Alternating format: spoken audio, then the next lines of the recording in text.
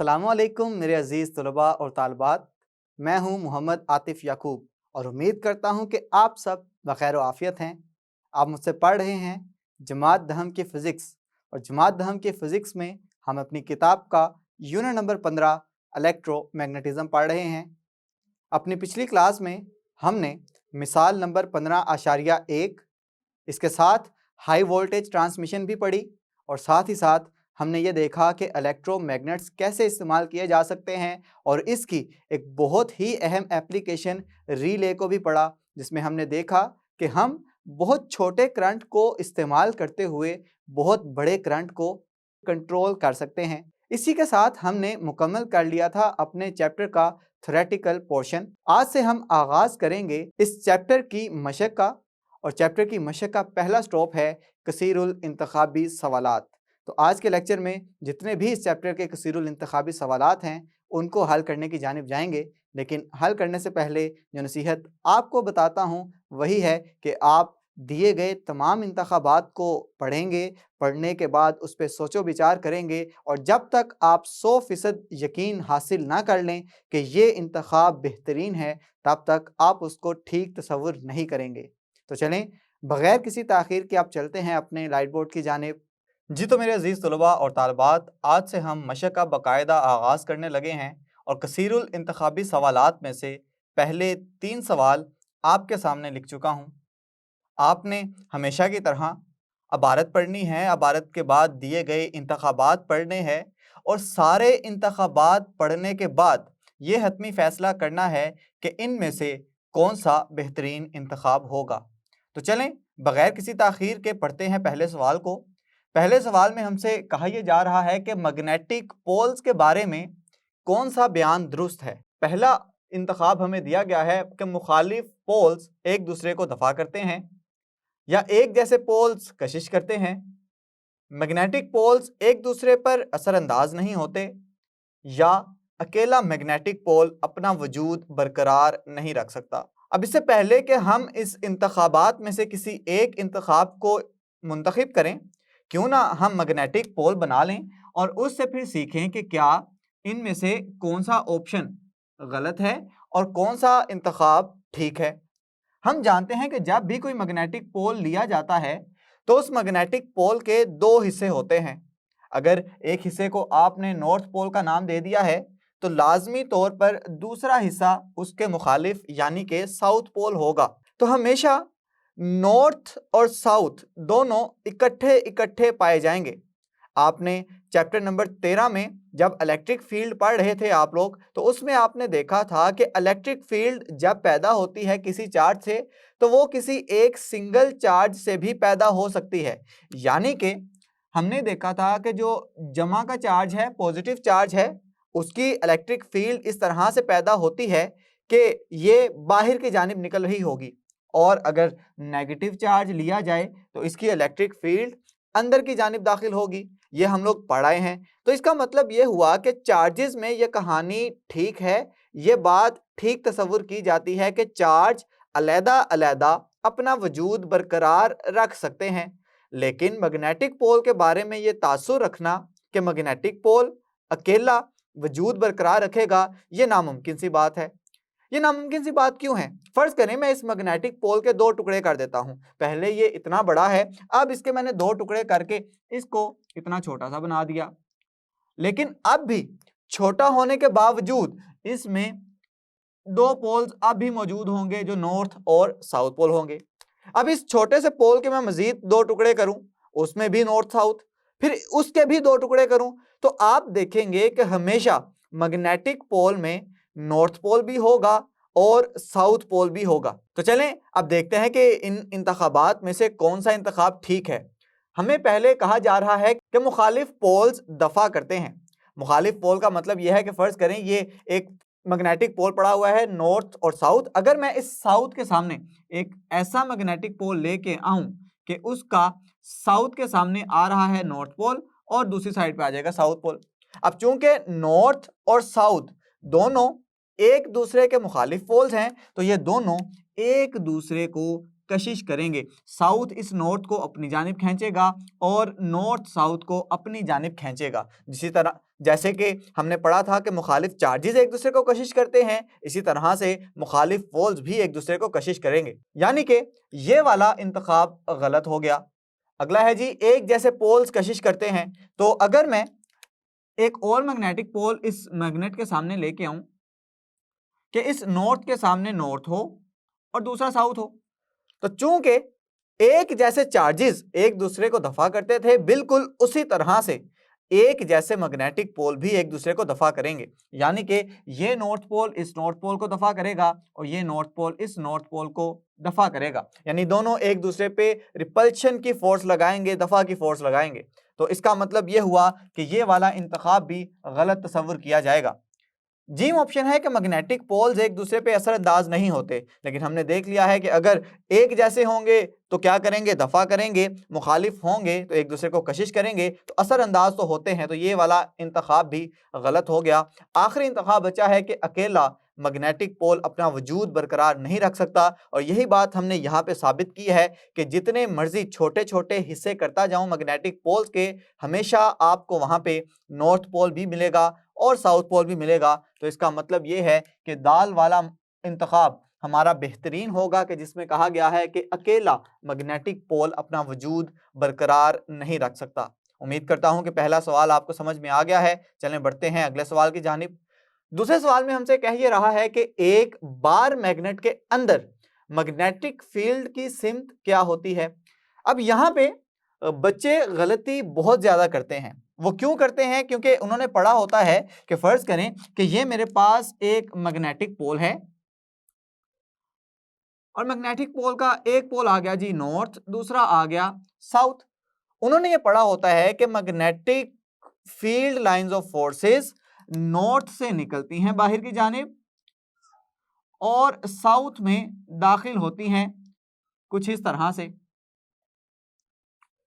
कि नॉर्थ से निकलेंगी और साउथ में दाखिल हो जाएंगी। तो बच्चे सोचते हैं कि उन्होंने पूछा है कि मैग्नेटिक पोल्स में जो magnetic field lines of forces की तादाद है वो तो नॉर्थ से साउथ होगी, लेकिन ये सोचना गलत है, क्योंकि सवाल में उसने पूछा है कि मैग्नेटिक पोल के अंदर। तो यहाँ पे जो अहम लफ्ज है वो ये है कि मैग्नेटिक पोल यानी कि बार मैग्नेट के अंदर मैग्नेटिक फील्ड की सिमत क्या होगी। ये तो आप देख रहे हैं बार मैग्नेट के बाहर बाहर, अंदर क्या कहानी चल रही है? अंदर ये कहानी चल रही होगी कि ये साउथ से दोबारा दाखिल होगी नॉर्थ में और इस तरह से निकलेगी, और ये वाली भी दोबारा साउथ से दाखिल होगी और नॉर्थ से इस तरह से निकलेगी। यानी कि बार मैग्नेट के बाहर मैग्नेटिक फील्ड की सिमत है नॉर्थ से साउथ और अंदर ये चीज उलट जाती है, यानी कि ये साउथ से नॉर्थ की जानिब दाखिल हो रही होती हैं। तो चलिए आप पढ़ते हैं इंतखाबात में कौन सा ऐसा इंतखाब है कि जिसमें हमें ये कहा गया है कि मैग्नेटिक फील्ड लाइंस साउथ से नॉर्थ में दाखिल होती हैं। पहला है जी नॉर्थ पोल से साउथ पोल की तरफ। तो हमने ये बात तय कर ली है कि नॉर्थ से साउथ की तरफ सिर्फ उस केस में ली जाएगी जब magnetic field lines bar magnet से बाहर की जानिब हैं। तो इसका मतलब ये वाला इंतखाब गलत तस्वुर हो गया। बे ऑप्शन है, बे इंतखाब है कि साउथ पोल से नॉर्थ पोल की तरफ, और हमने देख लिया कि जी हाँ ये साउथ से नॉर्थ की तरफ जाती, लेकिन अभी हम इस पे हतमी फैसला नहीं देंगे क्योंकि अभी भी दो इंतखाबात पढ़ना बाकी हैं। जी में कह रहा है कि एक साइड से दूसरी साइड की तरफ, लेकिन इससे हमें कोई वाजिया सबूत नहीं मिलता। एक साइड से दूसरी साइड का मतलब ये भी तो हो सकता है कि नॉर्थ से साउथ की तरफ, तो इसको हम 100% 100% यकीन के साथ नहीं कह सकते कि ये लाजमी साउथ से नॉर्थ में जाएगा, तो इसको भी गलत तस्वुर किया जाएगा। और दाल है कि मैग्नेटिक फील्ड लाइंस नहीं होती, नहीं, यहाँ तो हमने दिखा दी हैं, बना के दिखा दिए कि मैग्नेटिक फील्ड लाइंस होती हैं, तो ये वाला इंतखाब भी गलत तस्वुर किया जाएगा। तो सिर्फ एक ही इंतखाब हमारे पास बेहतरीन बचा है और वो है इंतखाब बे। तो साउथ पोल से नॉर्थ पोल की जानिब हमेशा सिमत होगी मैग्नेटिक फील्ड लाइंस की, कब? जब वो बार मैग्नेट के अंदर होंगी। तो चलें बढ़ते हैं अगले सवाल की जानिब। तीसरे सवाल में हमसे पूछा ये जा रहा है कि मैग्नेटिक फील्ड की मौजूदगी का पता कैसे चलाया जा सकता है। अब मैग्नेटिक फील्ड की मौजूदगी का पता चलाने के लिए क्या कोई छोटा मैस रखा जाएगा पास, क्या साकिन पॉजिटिव चार्ज रखा जाएगा, या साकिन नेगेटिव चार्ज रखा जाएगा, या मैग्नेटिक नीडल रखी जाएगी, जिससे ये अंदाजा लगाया जा सकेगा कि मैग्नेटिक फील्ड की समत कहाँ है और मैग्नेटिक फील्ड मौजूद भी है या नहीं। तो अगर तो मैं इस बार मैग्नेट के साथ एक छोटा सा मैश रख दूंगा तो मैश पे बार मैग्नेट का कोई भी असर नहीं होगा, क्योंकि बार मैग्नेट हमेशा असरअंदाज होता है दूसरे मैग्नेट्स के ऊपर। तो अगर तो वो मैश मैग्नेट नहीं है तो हम कहेंगे कि मैग्नेटिक फील्ड की मौजूदगी का पता छोटे मैश से नहीं लगाया जा सकता। तो इसका मतलब यह हुआ कि हम इस इंतखाब को गलत तस्वुर करेंगे, यानी कि छोटे मैश से हम मैग्नेटिक फील्ड की मौजूदगी का पता नहीं लगा सकेंगे। बे जो जुज़ दिया गया है हमें वो है जी साकिन पॉजिटिव चार्ज से। अगर आपको याद हो तो अपने यूनिट नंबर 13 इलेक्ट्रोस्टैटिक्स में हमने सारे के सारे साकिन चार्जेस पढ़े थे और साकिन चार्जेस में हमने ये देखा था कि साकिन चार्जेस में जो चीज पैदा होती है, जो फील्ड पैदा होती है वो है इलेक्ट्रिक फील्ड। लेकिन हमसे यहां पूछा जा रहा है मैग्नेटिक फील्ड का, यानी कि मैग्नेटिक फील्ड साकिन चार्जेस के साथ उसका लेना देना नहीं है, वो हमेशा हरकत करते हुए चार्जेस के गिर्द ही पैदा होती है। तो हम कहेंगे कि साकिन पॉजिटिव चार्ज, साकिन आ गया तो इससे हम बिल्कुल भी अंदाजा नहीं लगा सकते। जी में भी साकिन का कहा गया है तो इसका मतलब है इसका भी गलत आंसर होगा। तो दूसरा है जी मैग्नेटिक नीडल। मैग्नेटिक नीडल कैसी दिखाई देती है? आप जानते हैं कि मैग्नेटिक नीडल कुछ इस तरह से दिखाई देती है कि उसकी एक जानिब नॉर्थ होती है और दूसरी जानिब साउथ होती है और अंदर एक सुई होती है कुछ इस तरह की जो हमेशा नॉर्थ की जानिब खुद को तरतीब देती है। नॉर्थ और साउथ का अंदाजा इस तरह से लगाया जा सकता है कि नॉर्थ पे जो रंग दिया जाता है वो लाल कलर का दिया जाता है और साउथ पे जो रंग दिया जाता है वो नीले कलर का दिया जाता है। तो इस तरह से पता चलाया जा सकता है कि कौन सी सुई इस टाइम नॉर्थ पोल पे है, कौन सा हमारा नॉर्थ पोल है और कौन सा हमारा साउथ पोल है। तो मैग्नेटिक नीडल के इस्तेमाल से हम किसी भी जगह पर मैग्नेटिक फील्ड की मौजूदगी का पता चला सकते हैं। तो यहाँ पे दाल जुज बेहतरीन आंसर है हमारा, बेहतरीन जवाब है। लेकिन ये बात याद रखिएगा कि मैग्नेटिक नीडल सिर्फ और सिर्फ मैग्नेटिक फील्ड की मौजूदगी का बताती है, ये नहीं बताएगी कि कितनी मैग्नेटिक फील्ड है। उसके लिए हमें दूसरे आलात इस्तेमाल करना पड़ेंगे। तो उम्मीद करता हूं कि ये तीनों सवालात आपको समझ आ गए हैं। चलें बढ़ते हैं आज के अगले सवालात की जानिब। जी तो मेरे अजीज तलबा और तालबात, हम बढ़ चुके हैं आज के अगले सवालात की जानिब। मजीद 3 सवालात आपके सामने लिखे जा चुके हैं। चलें पढ़ते हैं सवाल नंबर 4 को। सवाल नंबर 4 में हमसे पूछा ये जा रहा है कि अगर मैग्नेटिक फील्ड में अमूदन रखी हुई वायर में से बहने वाले करंट की मिकदार को बढ़ा दिया जाए तो वायर पर अमल करने वाली मैग्नेटिक फोर्स पे क्या असर पड़ेगा? क्या फोर्स बढ़ जाएगी, कम होगी, तब्दील नहीं होगी या सिफर होगी? तो हमें कहा गया है कि बढ़ाने वाली जो मिकदार है वो है करंट। करंट को अगर बढ़ा दिया है तो हमने पता करना है कि मैग्नेटिक फोर्स क्या होगी। तो इसके लिए आपको वो वाला फार्मूला पता होना चाहिए जो कि मैग्नेटिक फोर्स का हमने अपने लेक्चर्स के अंदर पढ़ा था। और हमने देखा था कि जो मैग्नेटिक फोर्स है ये बराबर होती है आई एल बी। और हमने ये देखा था कि ये तीनों चीजें फोर्स के साथ डायरेक्टली प्रोपोर्शनल हैं कि अगर इन तीनों में से कोई भी चीज बढ़ा दी जाए तो फोर्स बढ़ जाती है।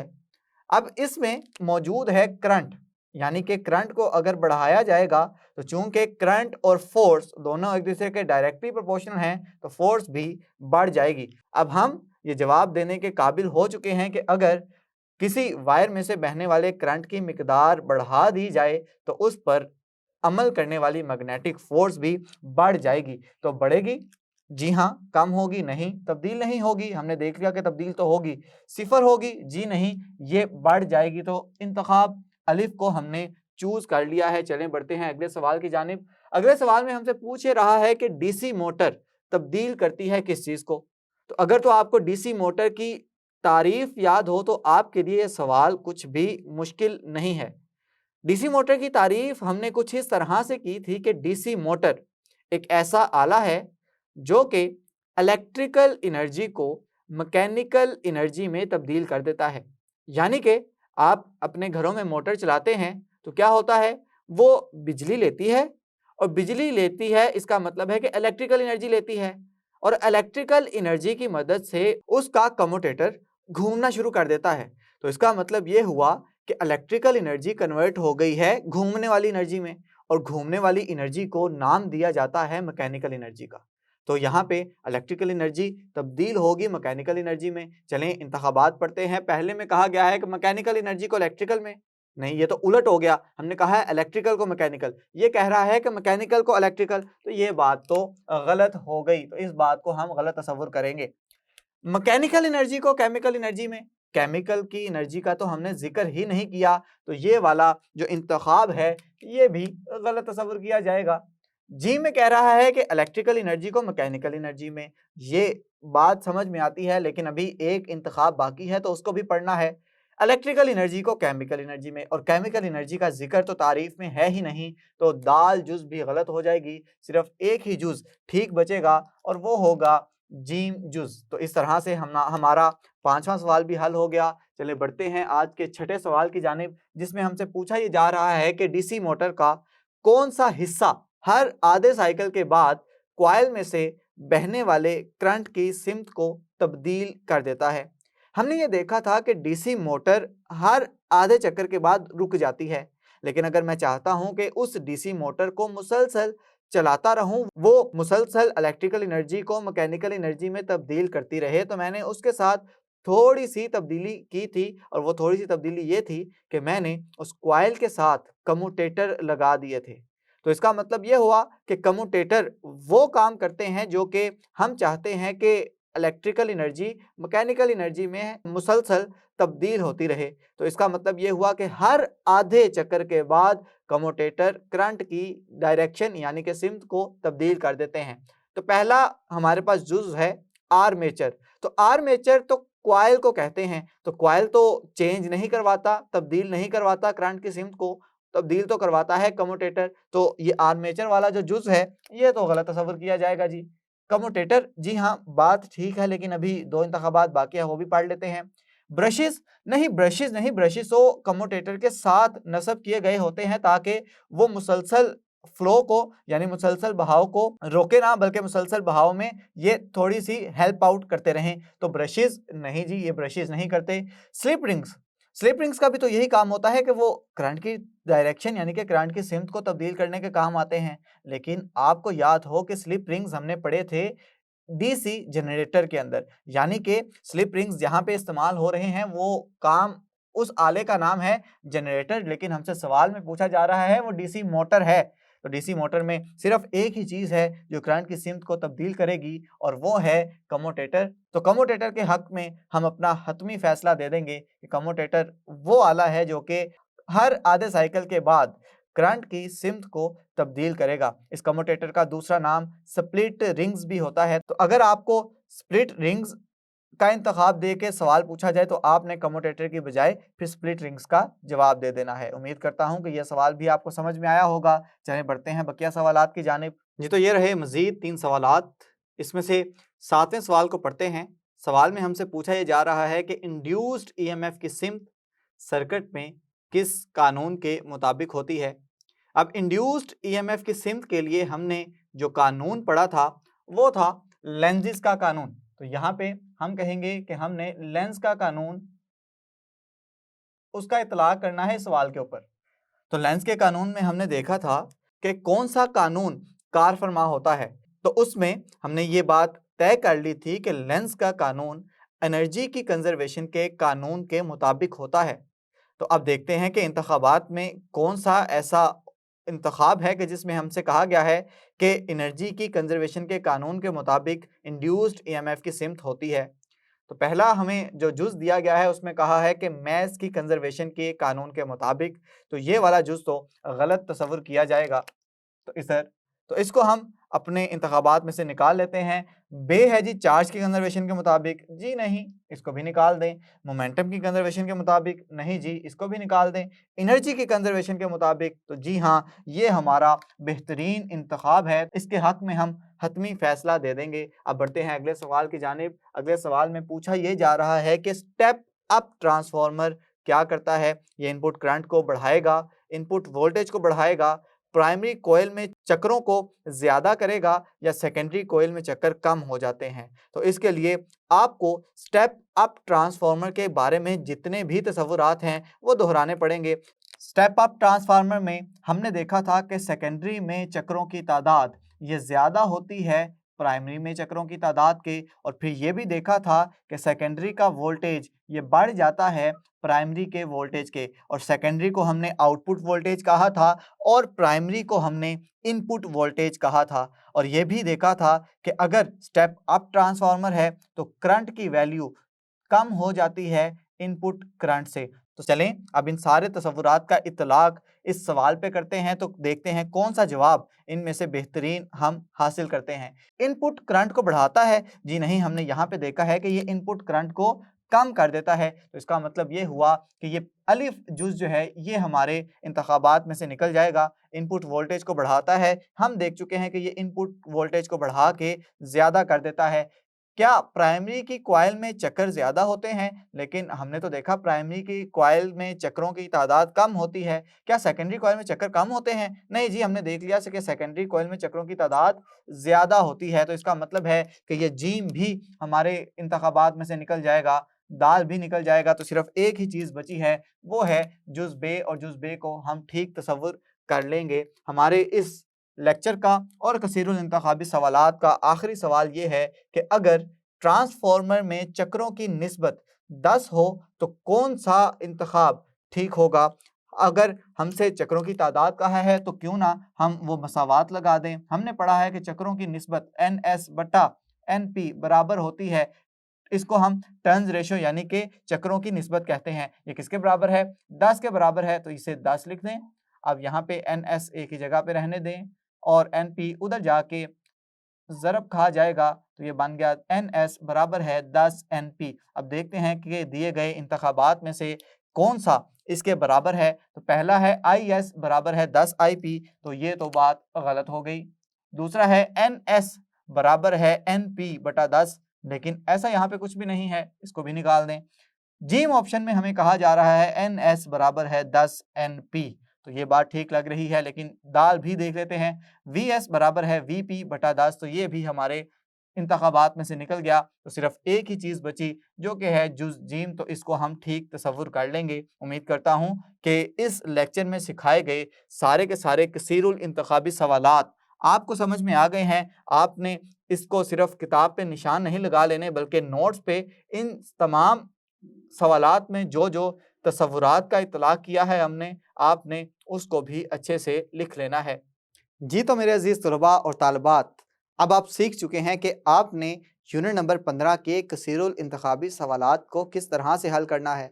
आपने कोई नई चीज़ नहीं की, बल्कि अपने सीखे गए इल्म का इतलाक़ किया है, अपने सीखे गए तसव्वुरात का इतलाक़ किया है, जिससे चीज़ें आपके लिए आसान से आसान तर होती गईं। इन तमाम सवालात को अब आपने अपने नोट्स के अंदर बड़ी खुशख़ती के साथ लिख लेना है, ताकि चीज़ें आपके ज़हन में अच्छी तरह से समा जाएँ।